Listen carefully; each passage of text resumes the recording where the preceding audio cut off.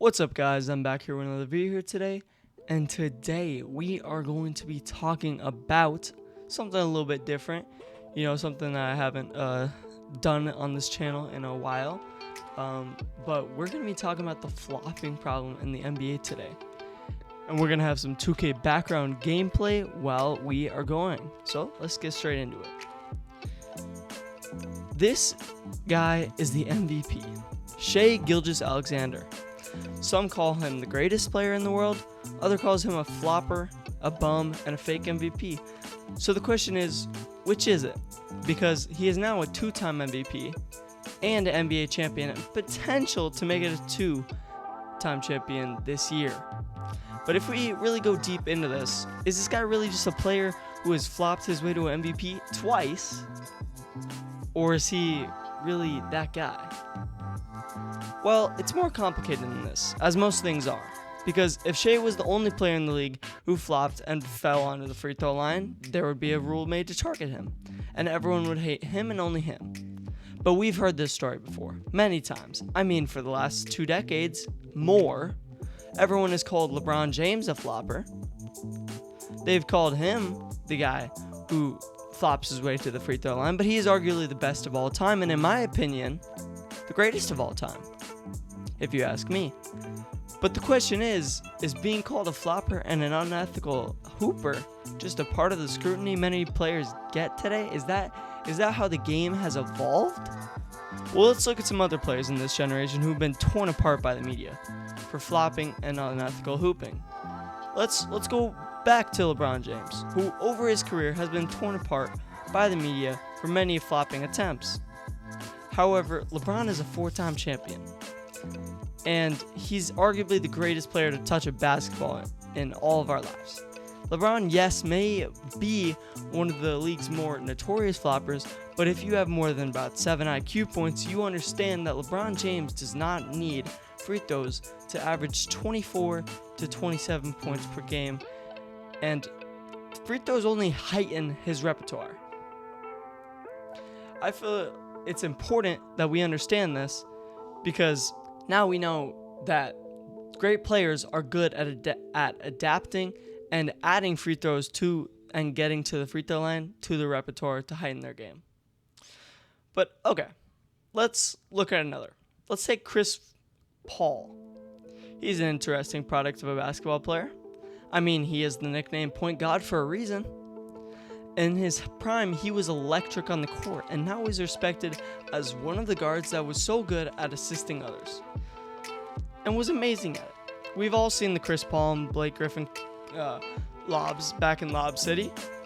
But anyway, Chris Paul has demonstrated that this part of the game, flopping at some points, has only elevated his game and was used as strategy to win. But the key part is, it wasn't the only way to win. I'm starting to see a pattern. The greatest players in the game use getting to the line to elevate their game, but not rely on it to be able to score. But let's just keep going. Let's look at another example. Luka Doncic, one of the most compelling players of the last decade and loved and hated by many. He has not won an MVP in his career, but has had so many All-NBA first teams, so it gets you to wonder, I mean, what else can he do? But that's a story for another video. Some say that he's an amazing player and scorer, which I mean must be true, as this season he averaged over 33 points and took home the scoring title. So it is no surprise that we call him a great scorer. But one question, why do we criticize Shai while Luka literally averages more free throws per game? Well, there's a key difference. First of all, many times when looking at both types of fouls, Luka has more fouls when driving and trying to score inside. And obviously, Shai has many of these as well, and that's a majority of what he does. He drives inside and gets the foul. We all know how fouls work in basketball. But often, we find him in the mid-range looking in every which way, distorting his body to draw contact. I mean, obviously, drawing fouls is a part of the game, and this is how the best get better, but the way Shai does it is unnatural. And if you watch any game this season, it's evident. It's every single game this man attends. And this video is not to hate on Shai and explain why he's a bum, but rather explain that the slander that he gets just may be justifiable. I mean, we have seen multiple times this playoff alone, he's gotten ridiculous fouls, costing over an entire game the other team the game. I mean, last night, obviously the Spurs lost that game, but man, Shea wasn't looking like he was the most efficient scorer either. But hating on Shea and players in this league who have been criticized for flopping is honestly a lazy argument. Because at the end of the day, we have to ask ourselves, what does this do for the rest of the league? Many NBA fans don't love the game that they loved watching growing up because it is too soft now, and overall, I don't think this is true. I think the game has obviously evolved, and I feel like everybody can agree on this.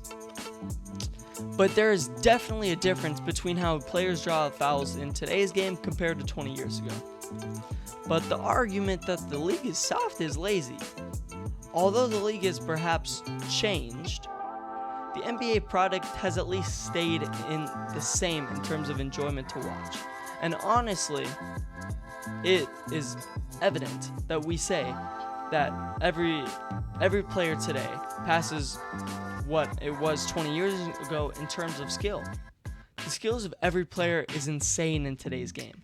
And even though Shea should be known as an unethical hooper, we can't act like he obviously isn't one of the most skilled players in the world, if not the most skilled.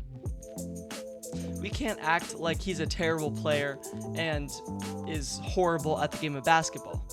But I get it. For us fans, it's just not enjoyable to watch one player shoot 15 to 20 free throws a night rather than just pure buckets.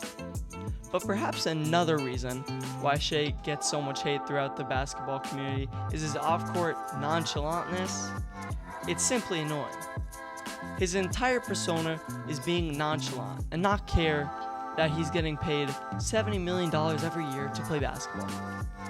And honestly, as an NBA fan and as a sports fan in general, it's become tiring. In a world where being nonchalant is cool and honestly just annoying, we don't need the biggest NBA star doing it as well. We don't need him acting like he hates. He's just here for the paycheck and trying to go home. When we used to see MVP speeches, we used to see you had Kevin Durant crying up on the stage, saying how much it meant to him. And now, Shea, he don't really care. He just got a second MVP, and he's acting like he doesn't really care. But that's a topic for another video. The way that he portrays himself, along with the glaze from his teammates, that he is the coolest guy ever, is simply annoying. I mean, I may be biased, of course, as a T-Wolves fan, but I would much rather have a guy like Ant, who puts in the work on the court and then talks it up every interview. And to be honest, probably says too much sometimes. But I love that. I can see his passion. I can see how much he wants to win. And I know he is always going to be putting 100% effort into getting his team to win. And if he doesn't, he's going to talk about every single reason how not only he messed up, but their team as a whole messed up, and why he's going to fix it for the next game. And obviously, Ant isn't the only one who talks this amount, but he's fun to watch and refreshing to see after watching SGA say nothing crazy in interviews and then gets worshipped by the entire Thunder organization.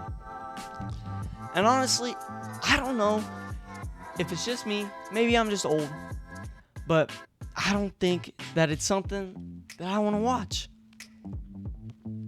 Hey, but that's all I got for you guys. If you guys like this sort of video, make sure to tell me in the comments. Make sure to go like, subscribe, and I'll see y'all in the next one. Peace.